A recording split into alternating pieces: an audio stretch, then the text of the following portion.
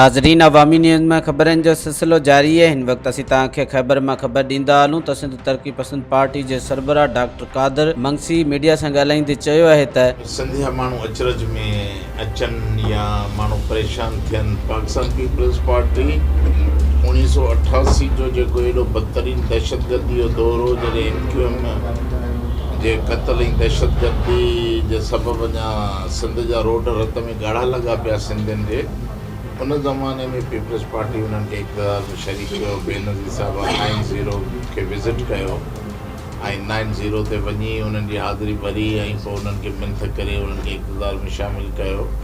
त हीअ का नई ॻाल्हि कोन्हे। हर दौरे हुकूमत में MQM जी मजबूरी हीअ आहे त MQM इक़्तिदार खां सवाइ रही न सघंदी आहे ऐं इक़्तिदार में रही हू माण्हुनि खे ब्लैकमेल करे माण्हुनि खे पंहिंजे दबाव में रखंदी आहे। पीपल्स पार्टी जो तरीक़े वारदात इहो आहे त उहे बि हर सूरत में इक़्तिदार में रहणु चाहिनि था। जेकॾहिं हू सम्झनि था त हिकु दफ़े बि असांजो इक़्तिदार जी दौरु ख़तमु थियो या स्लिप थियो त सिंध जा माण्हू सुभाणे असांखे हथु कोन ॾींदा ऐं असां जेको सो ईअं ई महदूद थी वेंदासीं। सो हीअ इक़्तिदारी जंग आहे, हिन में हिलाल हराम सभु जाइज़ हूंदो आहे। वफ़ाक़ी जमायतूं जेके माण्हू PDM खां इनकलाब जी तवक़ा करे वेठा आहिनि त PDM मुल्क में कोई हिकिड़ो वॾो जमहूरी इनकलाब आणे पई त इहा उन्हनि जी ग़लतफ़हमी थींदी। 83 जी ऐं 86 जी MRD जी तहरीक खां पोइ हेॾी वॾी क़ुर्बानी खां पोइ उमेदु इहा हुई त पाकिस्तान में हिकिड़ो जमहूरी इनकलाब अची वेंदो, जमहूरी क़ुवतूं ताक़तवर थींदियूं। पर तव्हां ॾिठो त उन दौर में ऑफिशियली जेको आहे टिनि क़ुवतुनि खे गॾाए जेको आहे उहो ट्राइका ठाहियो वियो हो त ग़ैर जमहूरी क़ुवतुनि खे मुल्क में बाज़ाब्ता हिसेदारी ॾिनी वई ऐलानिया तौर ते। त हाणे त आहे जेका बि तहरीक आहे उनजो बुनियादी मक़सदु एडजस्टमेंट आहे त भई तव्हां असांखे छा ॾींदव, असीं तव्हांखे कहिड़ी सहूलियत ॾेई सघूं था। त इहो तवक़ो रखणु त को वॾो इनकलाब अचे पियो। पाकिस्तान पीपल्स पार्टी ज़रदारी साहिबु हिते वेठो आहे पाकिस्तान में ऐं मुल्क जो सदर रहियो आहे। उन जूं इस्टेब्लिशमेंट में तमामु घणियूं पाड़ूं आहिनि ऐं बेनज़ीर साहिबा जे मौत खां पोइ जेका इंटरनेशनल इस्टेब्लिशमेंट आहे उन सां बि उनजा सुठा लाॻापा। त इन करे ज़रदारी पंहिंजा पता ॾाढो मज़े सां खेॾंदो आहे। सो ज़रदारी ते भरोसो रखणु त ज़रदारी को मुल्क में ग़रीब आवाम जे हक़ में को मस्बत तब्दीली आणींदो इनकलाब, त जेके माण्हू तवक़ो रखनि था उहे ग़लती थियनि।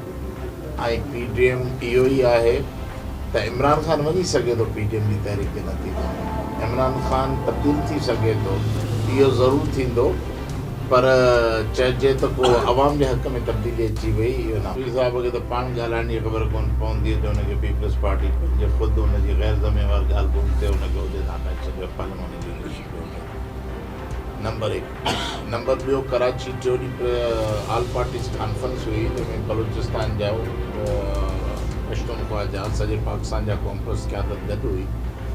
उते मूं इमरान ख़ान खे चैलेंज ॾिनो त असांजा जेके आइनी माहिर हीअ ॻाल्हि कनि पिया हिते, तो वटि जेकॾहिं जेके बि आलमी माहिर आहिनि कानून जा आइन जा, जेके असांखे पाकिस्तान जे आइन मां न, मुल्क त आइन जे बुनियाद ते हलंदो न, कंहिंजी मर्ज़ी ख़्वाहिश ते त कोन हलंदो। उन को आइनी दलील को असांखे शिक को अहिड़ो कानून ॿुधाए छॾनि जेको कानून वफ़ाक़ी हुकूमत खे हक़ ॾिए थो त तव्हां अचो सिंध जे मादरे वतन सिंध ते अची ॿेटनि ते कब्ज़ो कयो ऐं डेवलपमेंट कयो।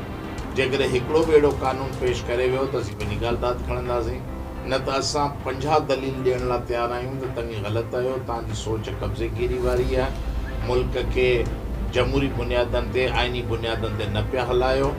इन जे करे जेकॾहिं इहो रवैयो इख़्तियार कंदा रहंदव त अॼु तव्हां हुकूमत में आहियो, तव्हांखे आइनी तहफ़ुज़ आहे, जॾहिं हुकूमत में लहंदव त पोइ इहो आहे त तव्हांजे ख़िलाफ़ु आइन जी भञकड़ी जो केस बि हलंदो हिते ऐं आलमी ट्रिब्यूनल में बि असां जेको तव्हांखे गेले वठी वेंदासीं त तव्हां 5-6 करोड़ इंसान सिंधी इंसाननि जे मादरे वतन ते कब्ज़ो करे उनजो जेनोसाइड कयो।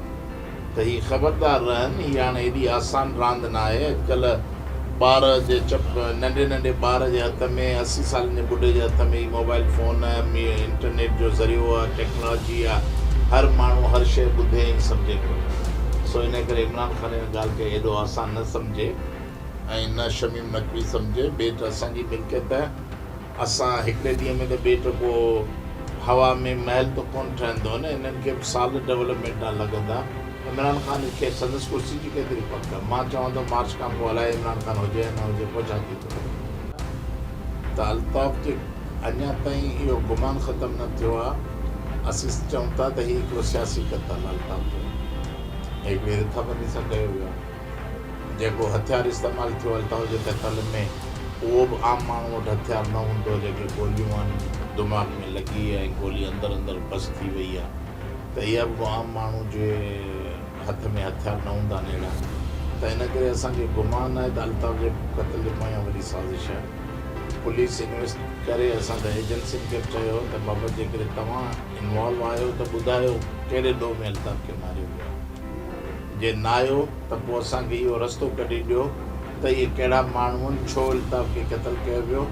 हींअर जॾहिं गारनि जे अंदरि माण्हू किरिया पिया आहिनि त तव्हांजी टेक्नोलॉजी उन्हनि ताईं पुॼी थी वञे त हीअ जेके ॿ क़ातिल टे इहे किथे निकिरी सघंदा। सो असांजी हले पई। असां 10 तारीख़ ताईं इहो अल्टीमेटम ॾेई छॾियो आहे। 10 तारीख़ ताईं हिननि टिनी मुख्य क़ातिलनि मां को हिकिड़ो बि गिरफ़्तार न करे सघी पुलिस, त असां पोइ SSP ऑफिस ॾाढो धरणो हणंदासीं ऐं इनशाला डेलीवर सीनियर वाइस चेयरमैन जाम अब्दुल फताह साहब में कयो। हाणे शायदि फोटो अची विया हूंदा हुन ते, त उन्हनि नियाणी जी इज़ारी यकजहती उते मौजूदु आहे। ऐं असां चऊं था त हुननि जा बचड़ा ॿाहिरि घुमनि, त हुननि खे हक़ आहे त हू जेको बि सियासी अमल कनि था कनि।